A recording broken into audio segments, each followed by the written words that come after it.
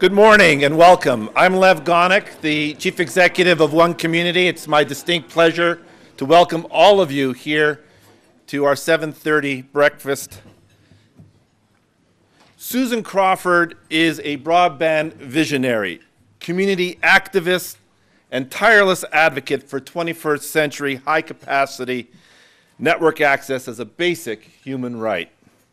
Susan is the John A. Riley Visiting Professor in Intellectual Property at Harvard Law School. She holds an appointment at Harvard's Berkman Center for Internet and Society.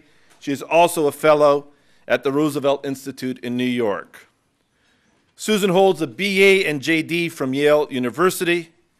While at Yale, Susan was the principal violist in the Yale Symphony Orchestra.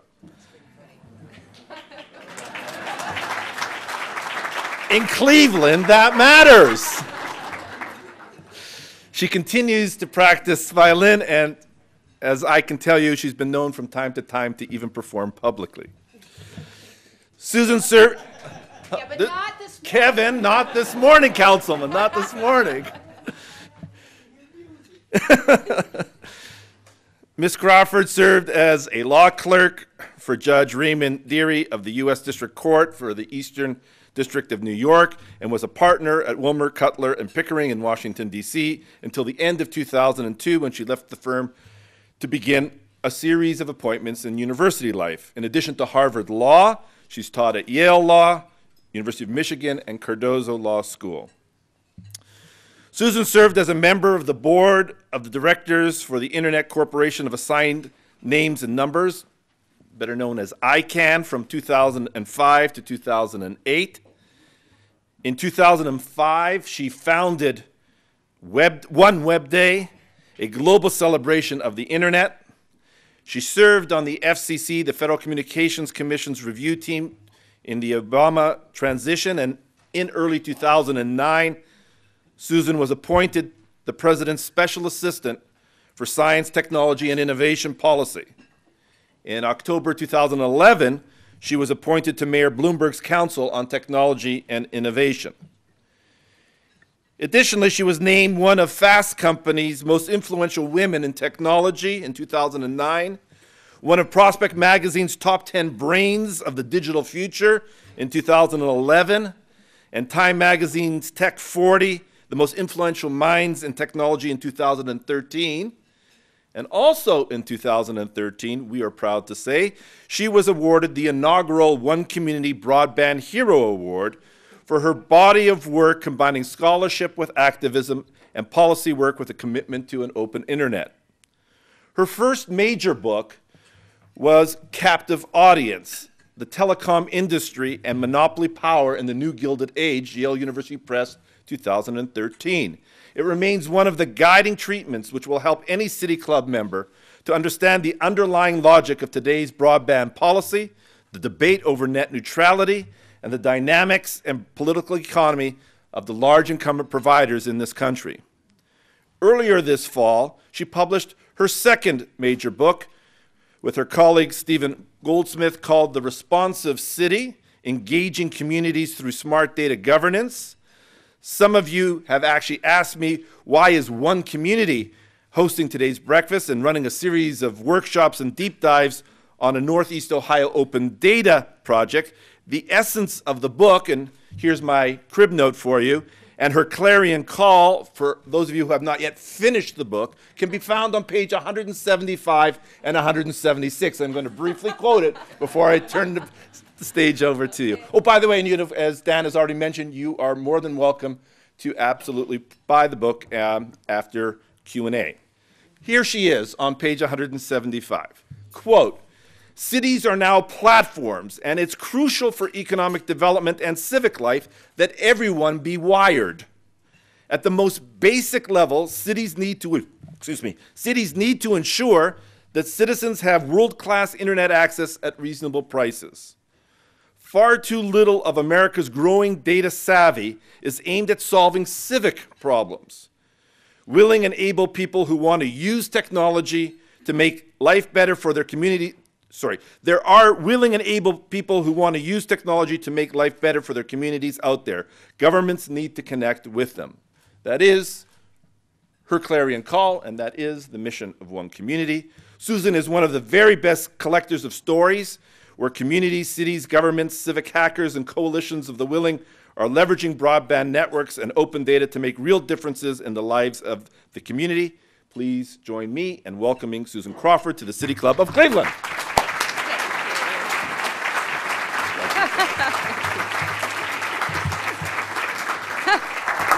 I am so delighted to be here, and only Lev Gonick could throw a party at 7:30 with no wine and get all of you here with all the engagement and excitement that is Cleveland. I couldn't be more excited to be here.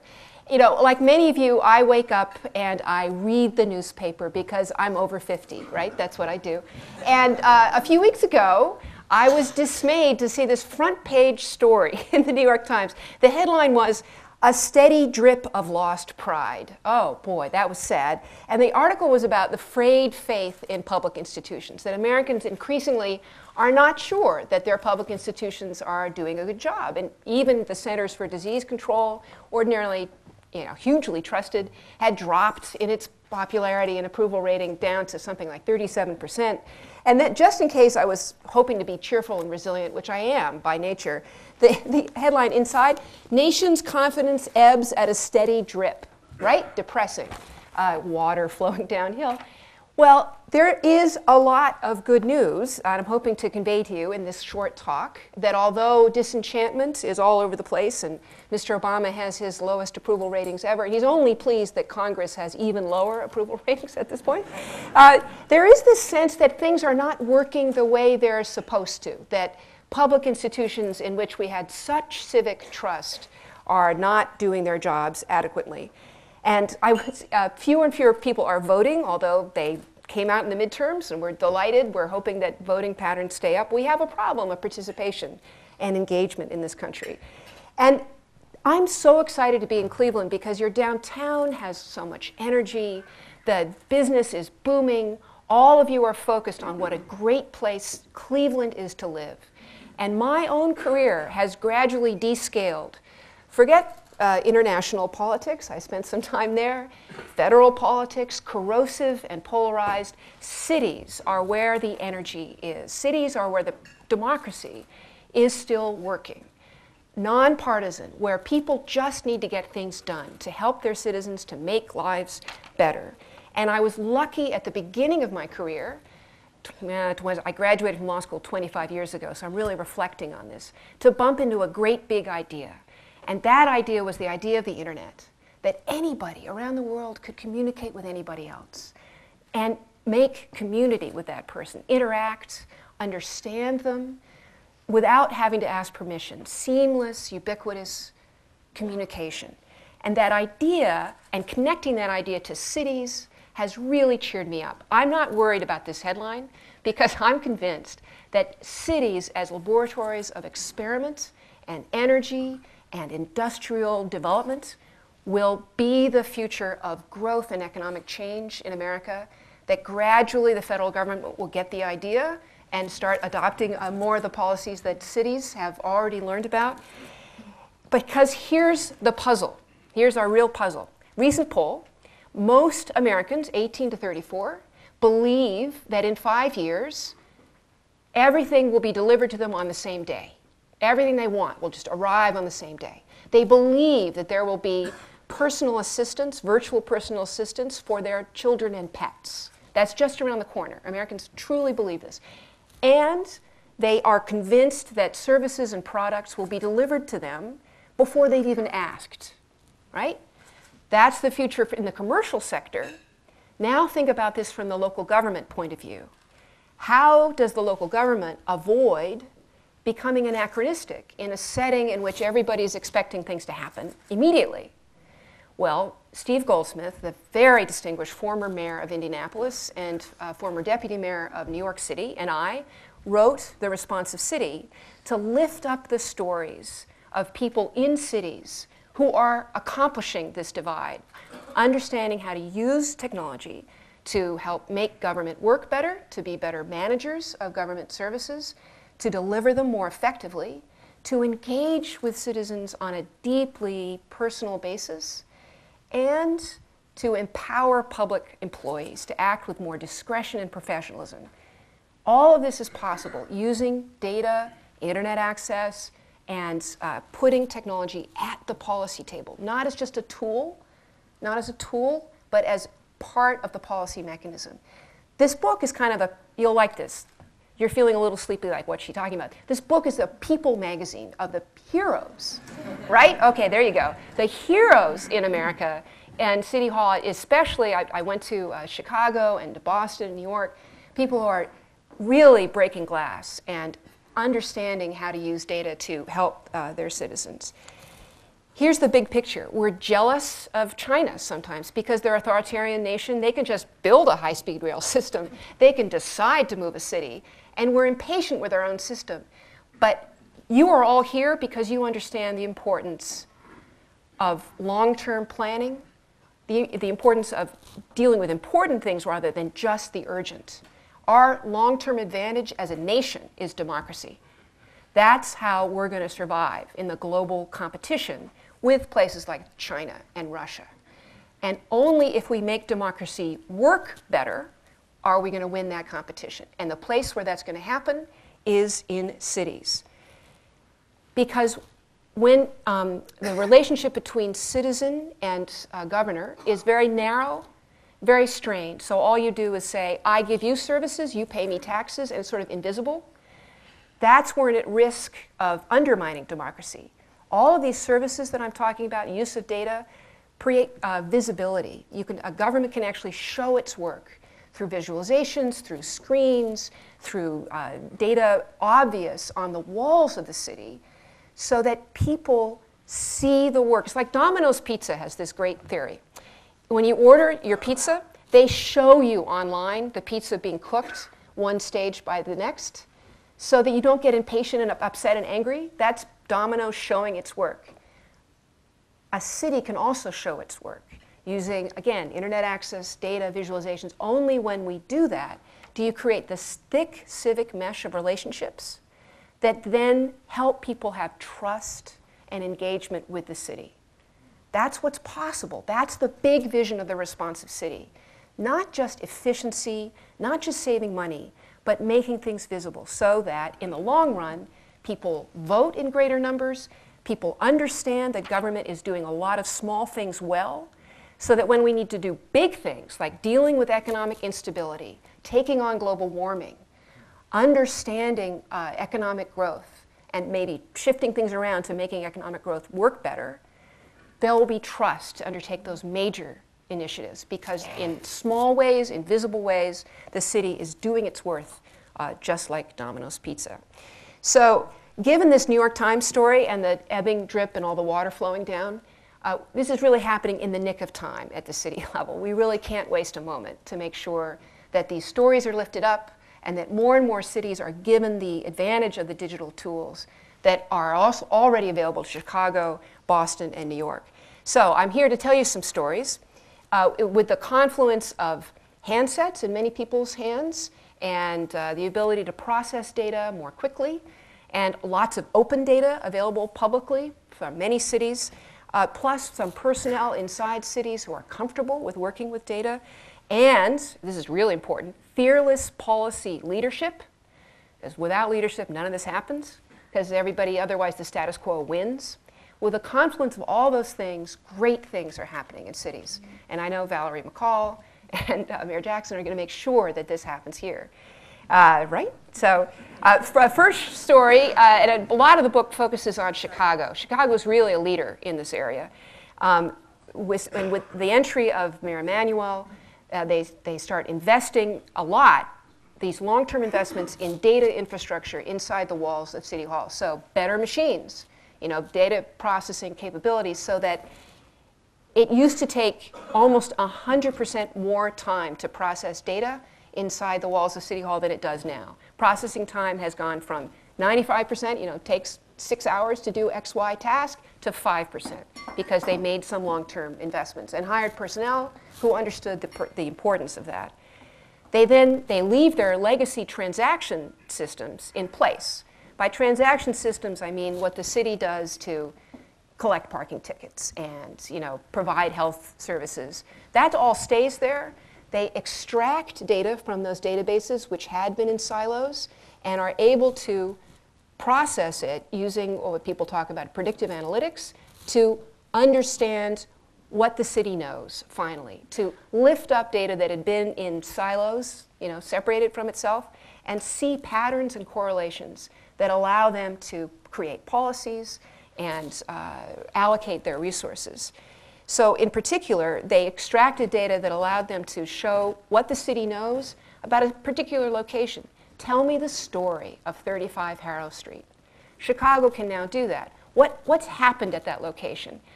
Building permit activity, crime, complaints, everything visible to city employees inside the walls of City Hall for the first time, right?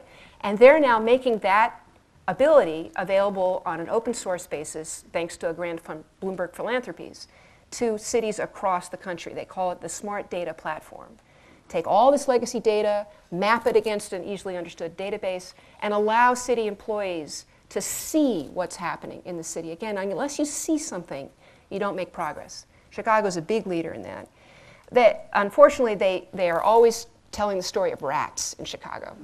Sorry about this, but we're stuck with this because their very first predictive analytics pilot had to do with plowing through all their 311 data to understand correlations between X condition and the presence of rats in a particular section of the city, and then targeting their inspections of locations based on those predictions. Where is it more likely that rats are going to be, right?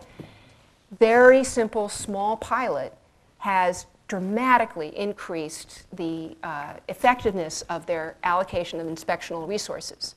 It's a tiny story, but you expand that over everything the city does, and you see that you can understand what the city knows and spend your money more effectively. And also, rats have no constituency. So rats can't complain. There will be later predictive analytics pilots where political leadership, again, is really important to make everybody understand that these uses of data are in our larger self-interest as a community, and that the benefits of it exceed the burdens. So Chicago, poor Brenna Berman, who's this terrific CIO of the city of Chicago, is always pictured next to a rat. It's not fair, but that's where they started. Chicago is also planning an entire new community on the grounds of the old U.S. Steel plant called Lakeside.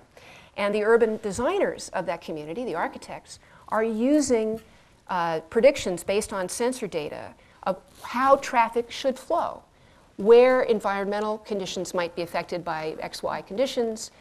This hasn't happened in the past. Usually architects just make up their grand plans and aren't thinking about using data science in the service of planning the city.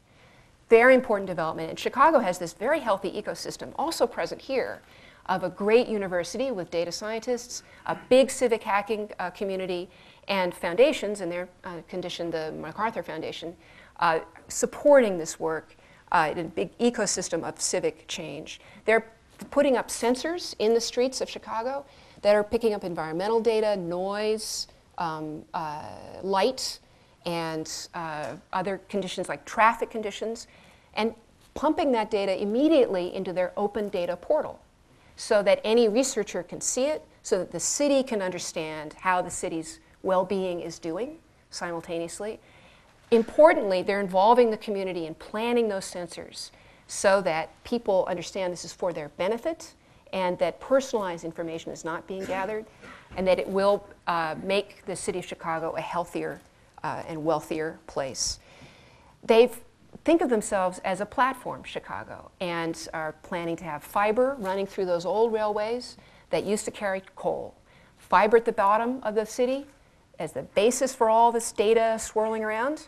Then above that, sensors, algorithms, and screens. Again, every wall in this room could be a screen if fiber was present in the City Club. And Lev is going to fix that.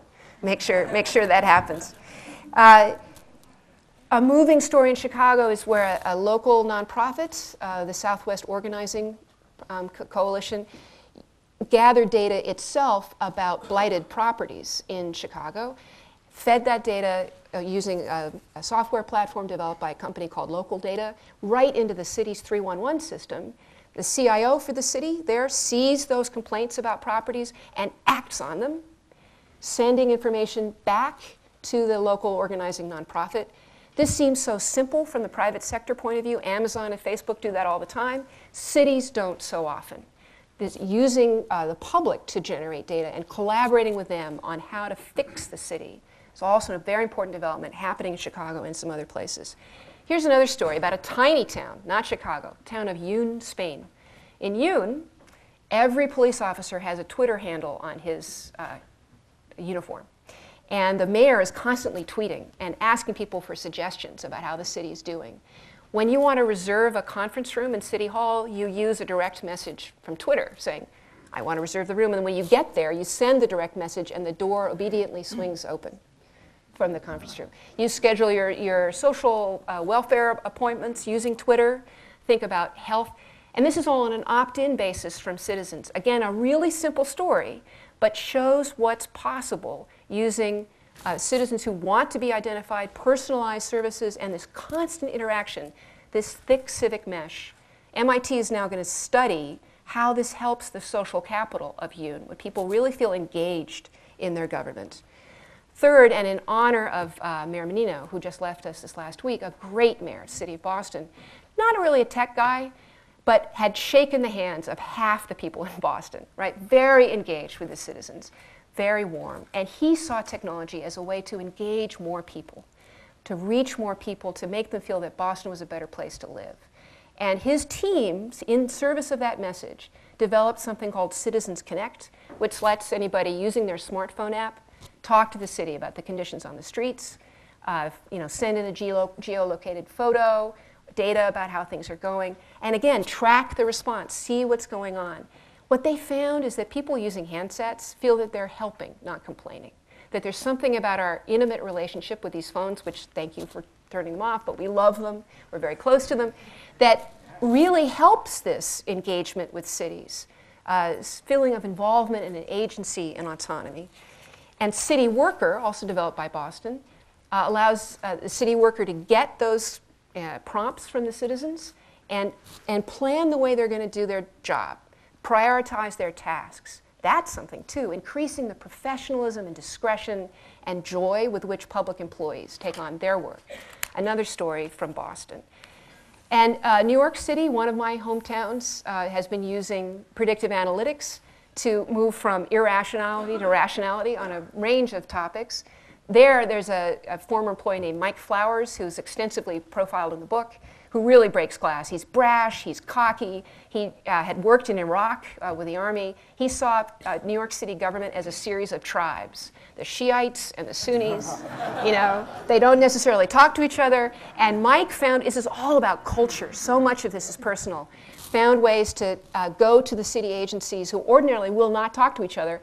They're fearful, they have fiefdoms, and get their data on a thumb drive and use it to produce predictive analytics projects that were helpful for the city. Again, baby steps, pretty primitive, but we are at the most interesting time in local government in the last 100 years. This is it. This confluence of technology plus leadership plus civic pride plus the need to make sure that democracy really works.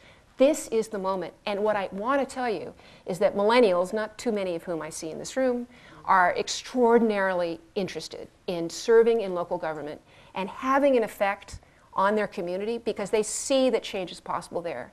We have to find ways to bring them in, and if we don't provide the technology tools and capabilities that they're used to in the private sector, government again begins to feel anachronistic, not something relevant to people's lives.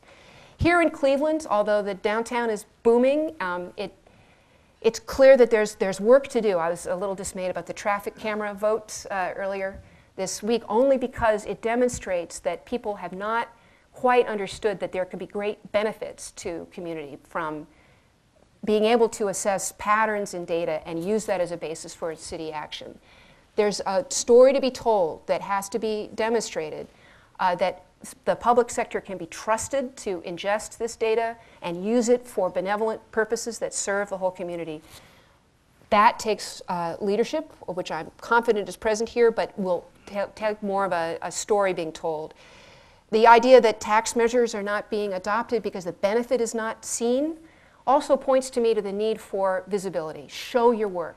Show that change is happening that benefits the community, and use digital technology to do that rather than keep the stories inside. All of this is about narrative and culture. And with all the money that you save from the terrific initiatives coming from Cleveland on sustainability, well-being, using open data, do what my other hometown, Santa Monica, did and plow that money back into basic infrastructure so that we've got this problem in Cleveland. 40% of residents right now don't have a wire at home. They should. So find a way to build that infrastructure, because then that lifts all the boats. That ensures that all citizens are engaged, that social services can be accessed using digital technology, that the city is perceptible and trusted by everyone who's involved. So the great thing about all of this, especially in light of the midterm elections, is this is totally nonpartisan. It has nothing to do with politics. This is about making cities work better so that they can accomplish the enormous goods that all of us need in America. We are looking right now to rebuild confidence, to make sure that this steady drip, I just want to remind you of the nation's confidence ebbing. It should not be ebbing. We are the nation that should be looking everybody else in the rearview mirror, right? We're in the lead and should be combining American ingenuity with open data, fiber, sensors, telling stories about heroic leadership behind the walls of City Hall. That's why we wrote the book. That's why I want all of you to get engaged in this movement, which is really what it is, to improve local services by using data and technology more intelligently. I could not be happier to be here, and thank you all for your attention this morning. Thank you. Okay. Well, if you don't have to disappear, you can. It's okay. Hi, everybody. I want to ask questions. Oh, okay. Dan Moulthrop here, City Club. Great to see you all. Today at the City Club, we're enjoying a special program featuring Susan Crawford, author of The Responsive City and co-director of the Berkman Center for Internet and Society at Harvard University. Welcome to all of you here and those joining us via our live webcast, which is sponsored by the University of Akron. You should be sure to tune in to our Friday forums that are made available to the community through our primary media partner, IdeaStream. That's 90.3 WCPN, WVIZ PBS, and 104.9 WCLV, or one of the many other radio stations across the region and country that carry City Club programs. Television broadcasts of the City Club are made possible by Cleveland State University and PNC. Tomorrow, Friday, November 7th, the City Club will host a panel discussion on healthcare delivery from volume to value, which is, of course, something that relies heavily on data. For more information about our upcoming and past forums, please visit us online at cityclub.org. Our partner for this morning's program is One Community. We thank you very much for your partnership and your support. We welcome guests at tables hosted by Case Western Reserve University School of Medicine, Cuyahoga Community College, and One Community. Thank you very much for joining us today. And now it is time for our traditional City Club Q&A. We welcome questions from everyone, including guests. Holding our microphones today are Associate Director of Advancement, Mike Cromaldi, and our Director of Programming, Stephanie Jansky. Can we get our first question, please? Good morning. Susan, you spoke to the idea of a city in a very fundamental sense, traditionally defined by geography. Mm-hmm. You also spoke to the city called Earth when you talked about global issues and hyperconnectivity. Yeah. I'd be interested in your opinion on how information communication technologies are fundamentally shifting our idea of what a city is. Mm-hmm. And even more importantly, how is it fundamentally shifting the idea of how we govern ourselves as humans? Thank you. Well, that's a pretty big question. I'll also be taking on, water, right? Right. Well, here's the thing. We know that in 2050, 75% of the world's citizens will live in cities. We're going through an enormous urbanization in the world.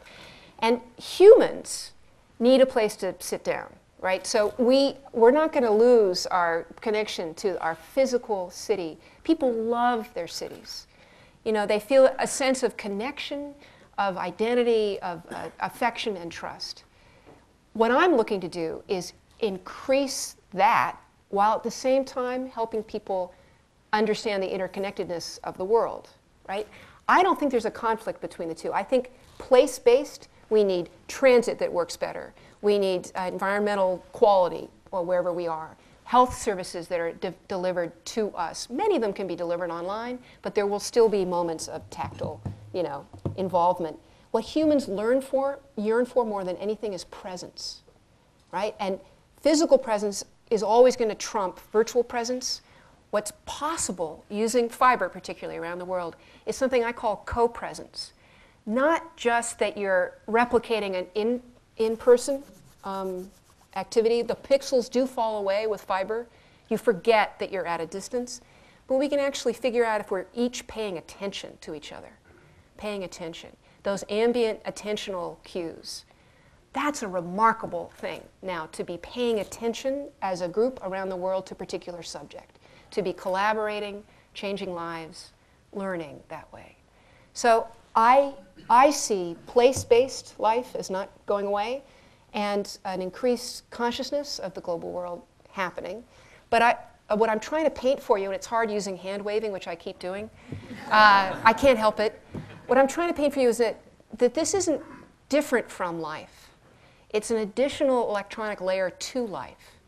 We're very adaptable as humans. We'll get used to having that layer everywhere. Like every object comes with information that comes towards us. We feel very close to the rest of the world. We're right now at a very primitive stage where we feel overwhelmed. Too much email, too many inputs.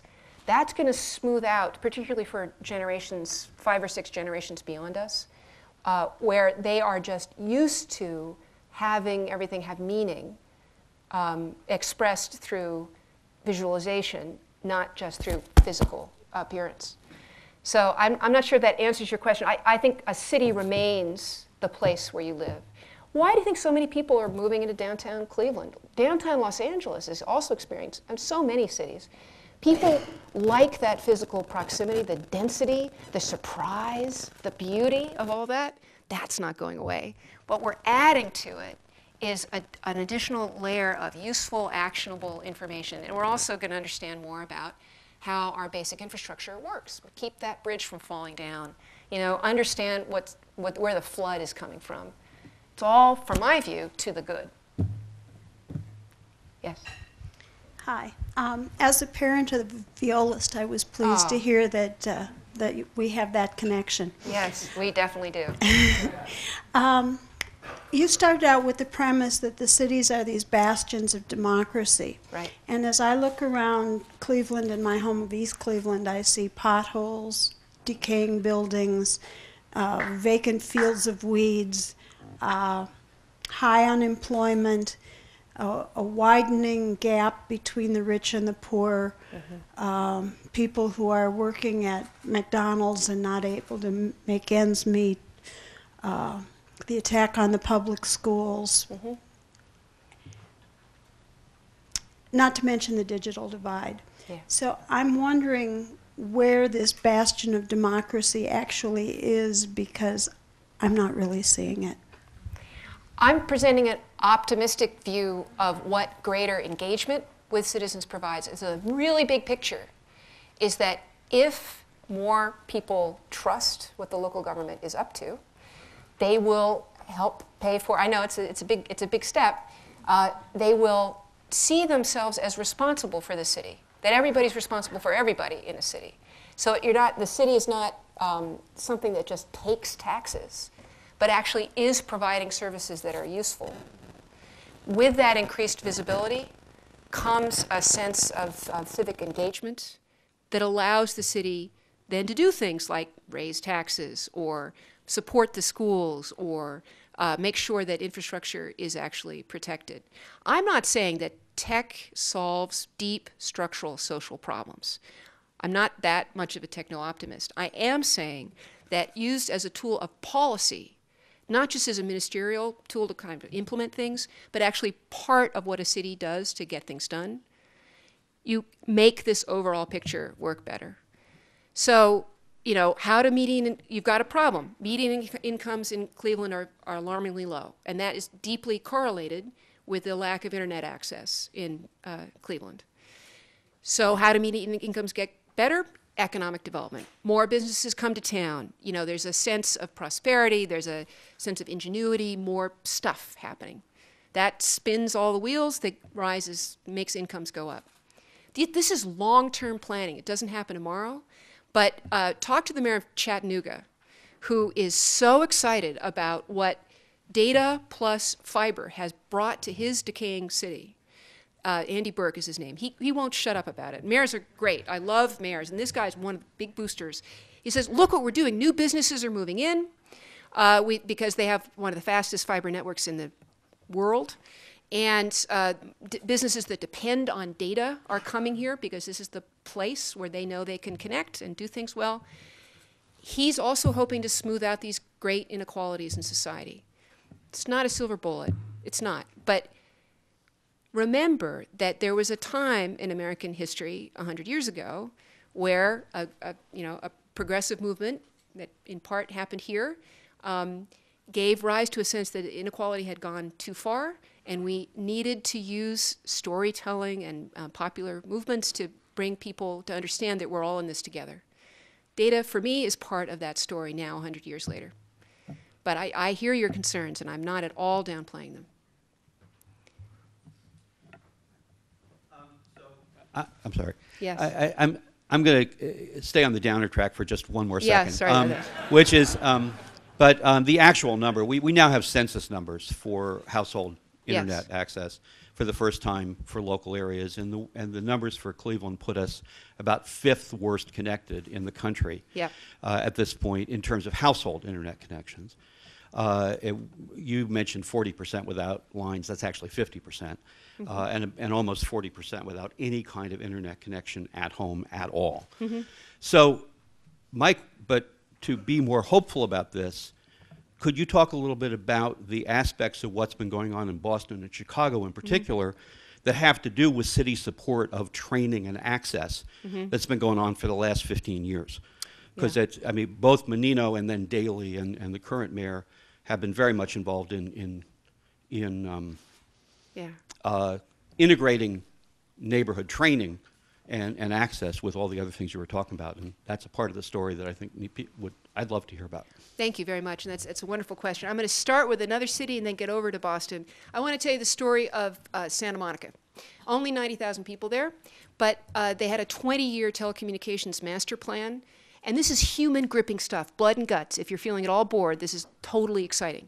The chief information officer there has been there for 20 years. He wanted to save the city money. It was pouring out money to AT&T or Verizon or whoever for the city's connectivity. He said, we can do this more cheaply if we connect our city buildings ourselves. So he starts there, puts in a fiber network just connecting municipal buildings, and saves so much money that he then plows it into a network that serves businesses in Santa Monica. So it's all very incremental. It didn't go automatically to residences, but served businesses first. Today, all business buildings in Santa Monica have a fiber connection. They're getting all kinds of new medical industries coming in, film production, that kind of thing that relies on swapping huge amounts of data around. And now we can extend out fiber to the home to all the residents in Santa Monica. Now, Boston and Chicago are operating on the other part of your question, the literacy question, because there's an infrastructure question, which is just hard. It's like the root canal of policy. How do you make sure that everybody gets fiber, just the way that we made sure that everybody got electricity 100 years ago? How do you do that? So saving money and then plowing it back in is one way to get infrastructure in place. On the literacy side, it turns out that people who didn't grow up with the internet and who are not used to it fear it often. And Boston in particular did a wonderful job on something called Tech Goes Home, a program funded by foundations and supported deeply by Boston City Hall that worked with low-income neighborhoods in Boston to give them the digital tools they needed, the assistance, to understand the relevance of internet access to their lives. This connects in Boston to their urban redevelopment efforts in poorer parts of the city, particularly in Dudley, where Tech Goes Home was very active. So this kind of long-range planning about getting people who aren't used to it online and feeling and understanding the benefit to their lives is essential. But I'll tell you, public libraries in America right now are just sinking under the pressure of lower income people who need internet access and can't get it at home, and so are turning to the other civic institutions that really make sense, which are libraries, to get that access. Finding a way to include the libraries and nonprofit groups and civic leaders in digital literacy programs in neighborhoods is also clearly important. So in Chicago, a bunch of community groups, community media centers, did the same thing with grant funding often and support from City Hall. Over and over again, I see the importance of interlacing the whole ecosystem. Nobody does this alone. With leadership from City Hall, foundations involved, look what the Kresge Foundation is able to do in Detroit, plus understanding that sort of nonprofit overlayer over people who are not quite with the program, with using data, all that has a tremendous assist, plus industry creating new jobs that then give people higher median incomes so that they can flourish. It all fits together, and unless there's a master sense, as in a place like this, a civic club of effort and ingenuity all headed in the same direction, it doesn't happen. There has to be that proximity and connection and willingness to engage on a master plan of sorts for the city to have it happen. Anybody else? Professor Crawford, thanks very much for your visit and for sharing your message intended to inspire us to recognize how we can better use information technology to improve our cities. I have a policy question. Lev mentioned net neutrality earlier, and I wanted to ask you if you could comment on the significance of that net neutrality debate for the movement you're describing. Okay, terrific, and thank you for the question. Nobody glaze over. Stay with me. Stay with me. We have always assumed that our private actors who sell us communications networks won't beat up our communications as we're speaking. We're the only developed nation that has always relied on private companies to take our communications from point X to point Y. We're the only one, right?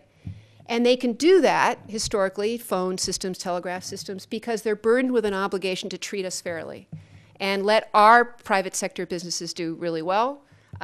They're sidewalks. So telephones are sidewalks, telegraphs are sidewalks. Well, we have taken a different approach to high-speed internet access. 10 years ago, we decided that competition would protect Americans, and so we didn't need any oversight of high-speed internet access. Cable would battle it out with phone would battle it out with wireless, we'd had low prices. Well, fast forward 10 years later, we are sinking in the global rankings when it comes to both speed and price of high-speed internet access. It's an embarrassment, really, for the country, because private companies, this isn't evil, not malign, but left to their own devices, they'll systematically serve richer markets, leave out sparse and rural markets, and take rents wherever they can, take a little bit out wherever they can. The net neutrality debate is about that. How do you treat high-speed internet access communications networks? We have a highly concentrated market in the United States now, with more than 80% of Americans have only one choice when it comes to high-speed internet access. That's their local cable monopoly. And prices are very high and speeds are remarkably low. What we should be doing is having oversight, because right now the market has neither the magic of competition nor oversight. Neither one of those things is happening. And there's a lot of political pressure on the Federal Communications Commission to keep the status quo in place. And the net neutrality debate is a symptom of all of this. Shouldn't these networks be obligated not to beat up our communications as they travel? That's a very simplified picture of this, but that's what's going on. In large, we depend on these networks, and they're doing what private companies do. And maybe that's not such a great idea for society and the rest of America. Thank you for the question. Thank you. The city of Cleveland has a very robust fiber network going right down Euclid Avenue, thanks to our many railroads over the years. So I'm interested in hearing a little bit about what Chicago and Boston have done for, in regards to after they had the open data, how many companies have really sprung up, entrepreneurs who have been able to utilize that to start new companies? Well, Chicago has really been pushing this as one of their main initiatives. I don't know how many. I know that they set up a major co-working space for the civic hackers to come in there, the entrepreneurs and the mayor's office.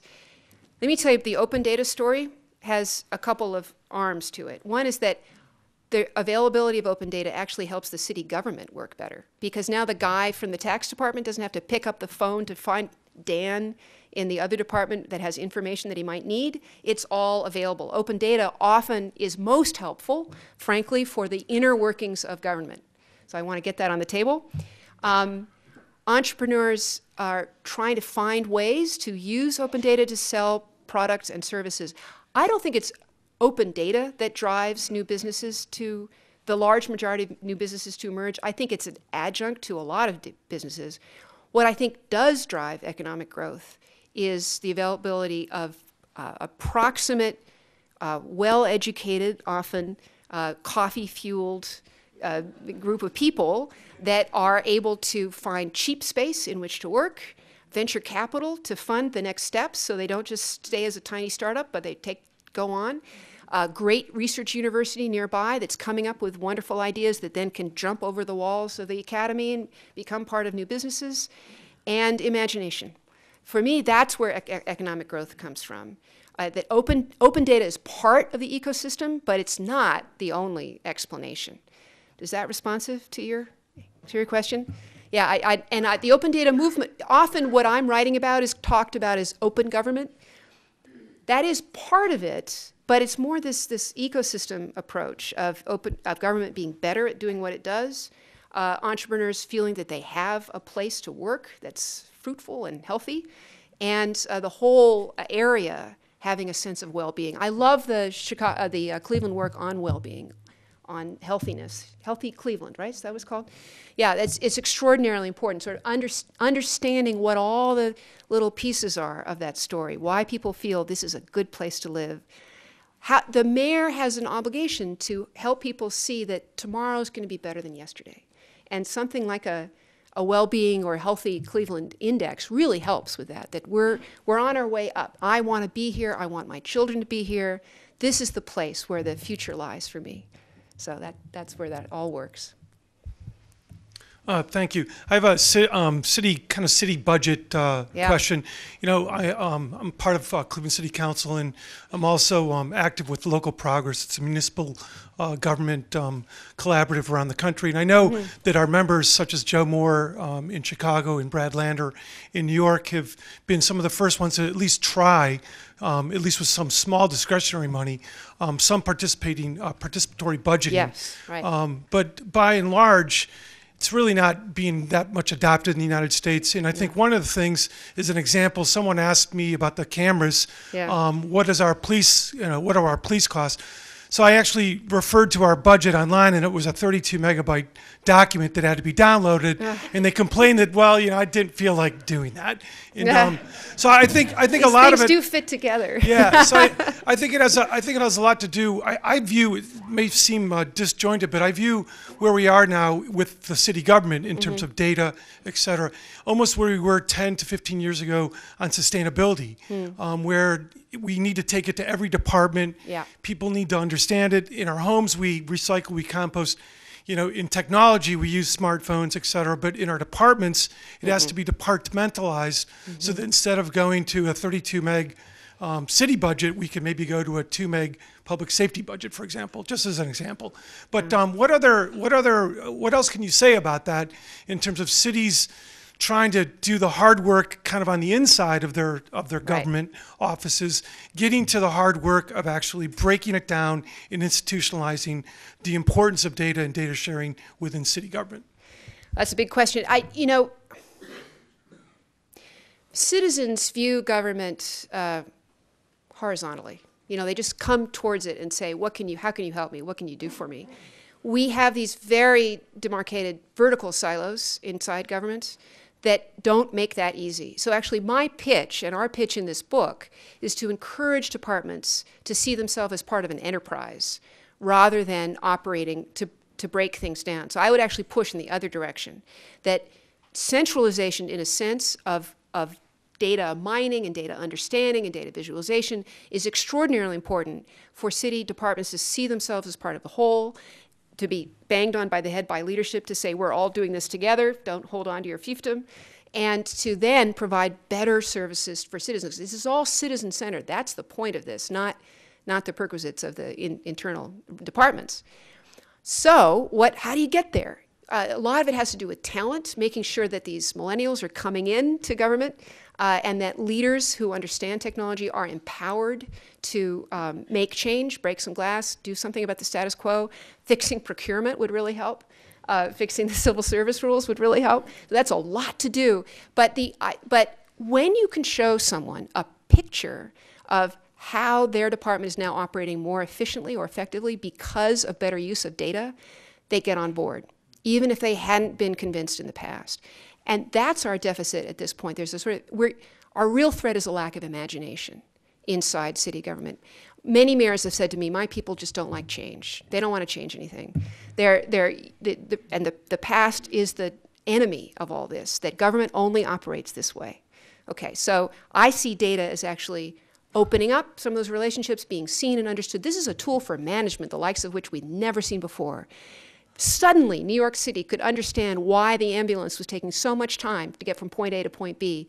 They couldn't understand before because the fire department had part of that data and the police department had the other part, and they don't like each other. So by being able to stitch it together, see the whole story, suddenly you can manage. That story writ large can be happening all over cities in America. Turning to another part of your question, participatory budgeting has been a huge success in Brazil, where local communities start off allocating or optimizing their choices, choosing where they want money to go. That goes all the way up to the highest level and then actually results in allocations of money. So far, the United States, we've been less comfortable with this, and we've had very small pots of money, sort of discretionary city council money, that is allocated through the participatory budgeting. I'm not necessarily a fan of direct democracy going all the way up to making decisions. I'm enough of a technocrat that I think that the people inside do know how to make decisions without necessarily being told by the mob how to do it. But there's something in the middle, which is listening, which is understanding what the citizens really want for this well-being, for the responsive city to be truly responsive. We should be listening as well as talking out. So some way of seeking input that then results in real change is the challenge. Because if you open up an engagement platform and say, tell us everything, people tell you things and then you don't act on it, that's worse than if you'd never opened up the platform in the first place. So this is tricky, and you need managers who are capable of taking in input and using it in a way and then showing your work. Again, like Domino's Pizza, how did you do this visually so that people begin to believe in it? So for me, that's the big vision here. I saw there's a hand over here. Oh, okay. A couple times today you've mentioned civic hacking, and thank you for doing that. That's a very big passion of mine. I participated in National Day of Civic Hacking. I worked with Code for America on a project with Summit County Metro Parks. So I think that's the wave of the future. And so I'm curious, with respect to some of the success stories you've talked about, Boston, Chicago, and so forth, can you talk to their involvement with civic hacking and whether that's been a big benefit to those areas, or what the state of civic hacking is in some of those successes? Oh, absolutely. Well, thank you very much. So Code for America, enormous program with fellows coming in to City Hall for a couple of years to work on projects. I spoke to their conference recently, almost 1,000 people, 120 cities, great excitement, particularly among people who are in their 20s and 30s, about working inside local government.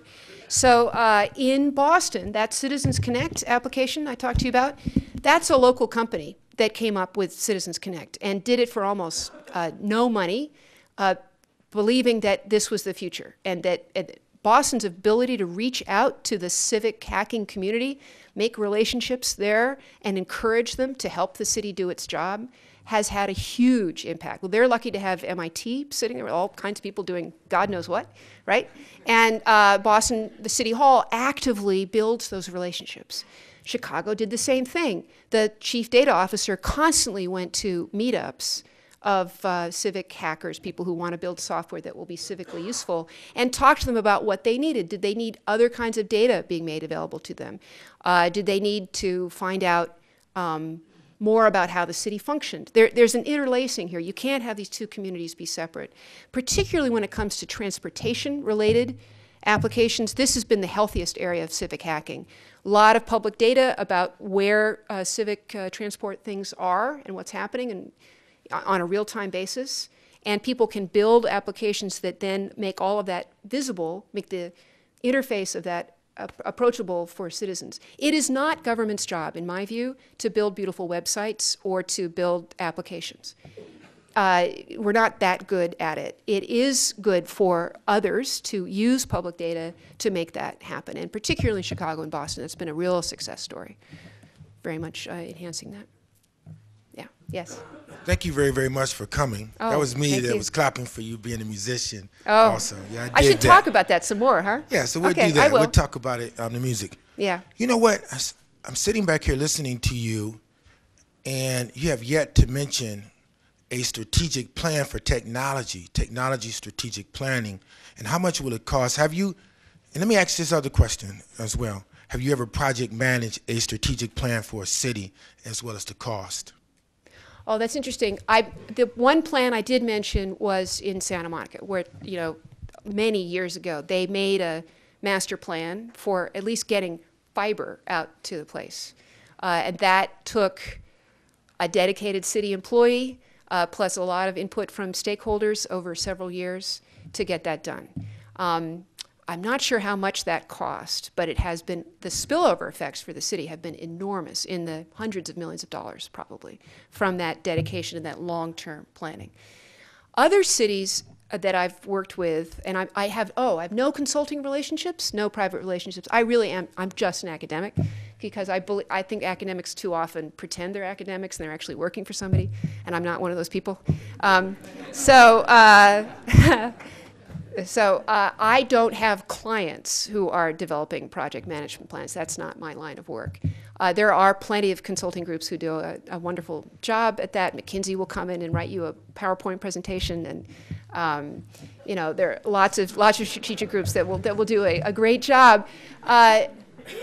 For me, and I want to say the secret sauce here is leadership. That often the consultant and the planning is done. There has to be a vision in the first place. Like, where do we want to be? What's the outcome? And look, that's why we wrote the book. Look at these other cities that are lurching forward, you know, not always perfectly, and it's still primitive, but they're seeing outcomes that are good for their citizens. Look at that, say, where do we want to be? What are the elements of the ecosystem? Available real estate, better fiber, data openness, you know, healthier civic hacking community, foundations that are part of the mix and really see themselves as investing in this data-driven future. And how many more jobs do we want to create? How more effectively and efficiently do we want to deliver city services? Can we fix our roads and bridges before they fall apart? You know, can we make sure that all of this is in the service of a better place to live? I don't know how much it's going to cost, but I don't see how a city can do without it.